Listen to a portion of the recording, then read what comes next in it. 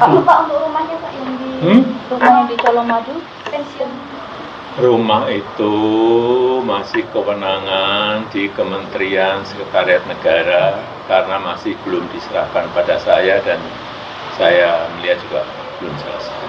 Kalau konsep sama desainnya Bapak sendiri yang memilih atau dari arsitek? Dari arsitek, ya saya ditanya-tanya dong. Sampai sekarang sudah berapa persen Pak proses pembangunan? Nggak tahu, ditanyakan aja ke Kementerian Seknek. Cuma Forest Industri atau gimana Pak? Banyak Gimana? pohon itu Pak? Konsepnya apakah Forest Industri? Nggak ada konsep-konsep.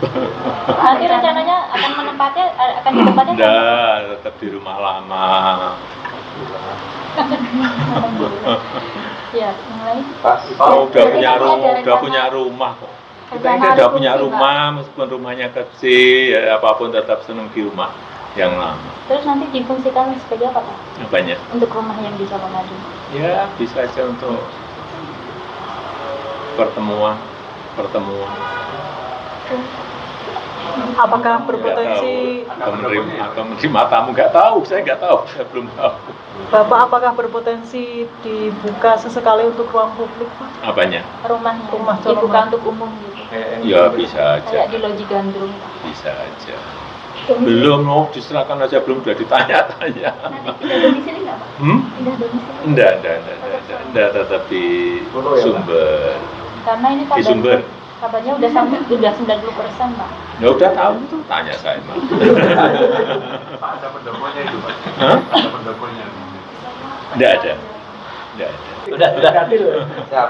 Cukup. Masih.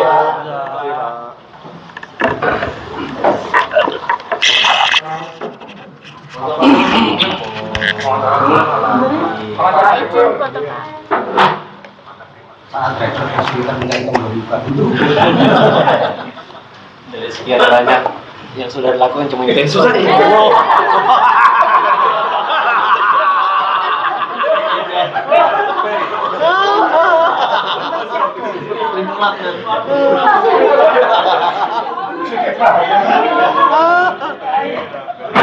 Belum siaga ya?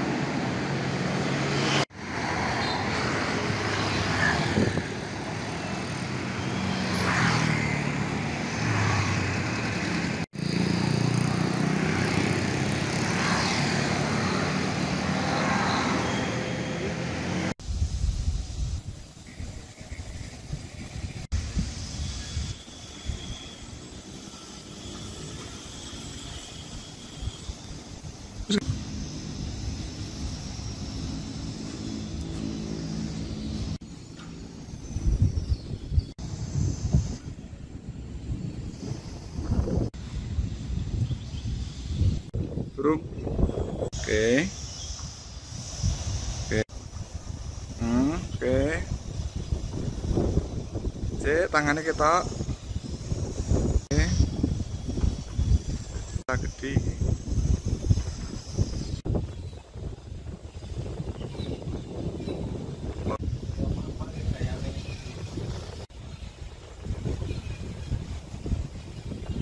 Tak tak rolke wae kowe.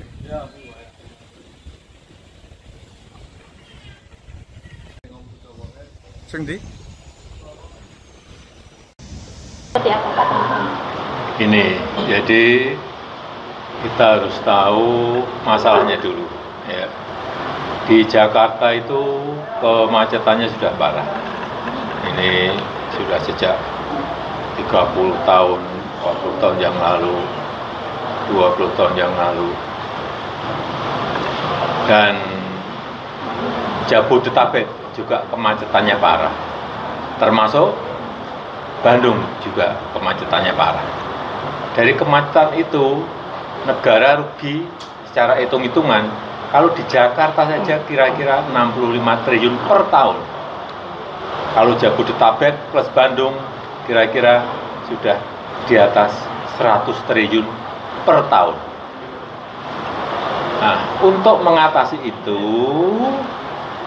kemudian direncanakan dibangun yang namanya MRT, LRT, kereta cepat, dan sebelumnya lagi KRL, ada juga kereta bandara, agar masyarakat berpindah dari transportasi pribadi, mobil atau sepeda motor ke kereta cepat, MRT, LRT, kereta bandara, KRL, agar kerugian itu bisa terkurangi dengan baik. Dan prinsip dasar transportasi massal, transportasi umum itu adalah layanan publik. Ini kita juga harus ngerti, bukan mencari laba. Jadi, sekali lagi, transportasi massal, transportasi umum itu tidak diukur dari laba, tetapi adalah diukur dari keuntungan sosial.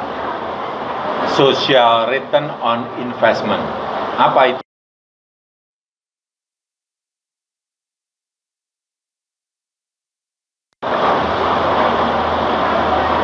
Produktivitas dari masyarakat menjadi lebih baik. Kemudian apalagi polusi yang berkurang, waktu tempuh yang bisa lebih cepat. Disitulah keuntungan sosial yang didapatkan dari pembangunan transportasi massal. Jadi sekali lagi, kalau ada subsidi itu adalah investasi, bukan kerugian. Kayak MRT itu pemerintah Provinsi DKI Jakarta mensubsidi 800 miliar per tahun. Itu pun baru dari Lebak Bulus sampai ke HI. Nanti kalau semua rute sudah selesai, diperkirakan 4,5 triliun. Dari hitung-hitungan kami dulu, 12 tahun yang lalu. Dan memindahkan masyarakat, memindahkan orang dari mobil pribadi, dari sepeda motor, mobil, ke transportasi umum, transportasi massal juga tidak mudah. Merubah karakter itu nggak mudah. Tetapi yang kita lihat, MRT itu sukses mengangkut penumpang. Sejak diluncurkan itu sudah 171 juta penumpang. Kereta cepat sejak mulai meluncur sampai sekarang sudah mengangkut 12 juta orang dan yang lain-lainnya.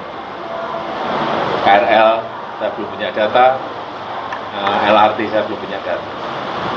Tetapi dari MRT tadi 171 juta penumpang, kemudian kereta cepat 12 juta penumpang, itu patut kita syukuri karena sudah ada pergerakan perpindahan dari mobil pribadi, dari kendaraan masuk ke transportasi umum massal. Itu yang tidak mudah. Dan ini juga bertahap. Tidak langsung orang berbondong-bondong ke transportasi massal yang kita miliki, tidak. Jadi sekali lagi kita juga harus berhitung multiplier efek ekonominya. Contoh kayak kereta cepat, menumbuhkan titik-titik pertumbuhan ekonomi, kemudian juga menumbuhkan UMKM, warung-warung yang berjualan di titik-titik pertumbuhan ekonomi baru itu. Kemudian wisata juga di Bandung saya kira dengan adanya bus juga bisa meningkat dengan baik nilai properti juga naik karena adanya bus. Saya kira kemanfaatannya seperti itu. Dan sebagai pembanding, kalau kita lihat transportasi massal di negara yang lain juga sama, hitungannya pasti adalah itu hitungan investasi, baik di Korea, di China, di Jepang, di Eropa, seperti di Metro Paris, itu subsidinya juga hampir 50%.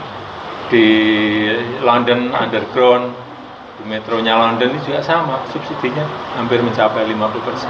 Jadi itu sesuatu yang memang harus kita pahami.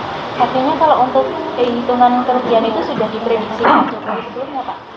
Itu pun kalau penumpangnya sekarang per hari kan kayak bus itu sudah 19.000 dan sudah mencapai penumpang sampai 12 juta penumpang. Itu kalau setiap tahun naik orang berpindah, ya kerugiannya akan semakin mengecil. Ini kan baru tahun pertama. Mungkin diperkirakan EBITDA-nya juga sudah positif dan diperkirakan akan lebih turun lagi setelah 6 tahun. 6 tahun. Kalau untuk perkiraan, karena ini tergantung perpindahan orang ya, dari transportasi pribadi ke transportasi massal. Kalau tanggapannya yang kerugian bus ini tidak ditanggung APBN seperti apa? Itu kewenangan pemerintah. Saya nggak mau jawab. Saat driver kesulitan mencari pembuka itu. Dari sekian banyak yang sudah dilakukan cuma itu yang susah.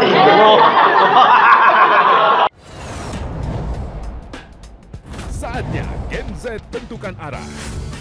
Dialog inspiratif bersama narasumber terkemuka. Generasi muda melek finansial di era digital. Workshop beauty class. Audisi calon jurnalis muda iNews. Live stage performance musisi tanah air. iNews Media Group Campus Connect 28 dan 29 Oktober 2025. Connecting Ideas, Inspiring Future.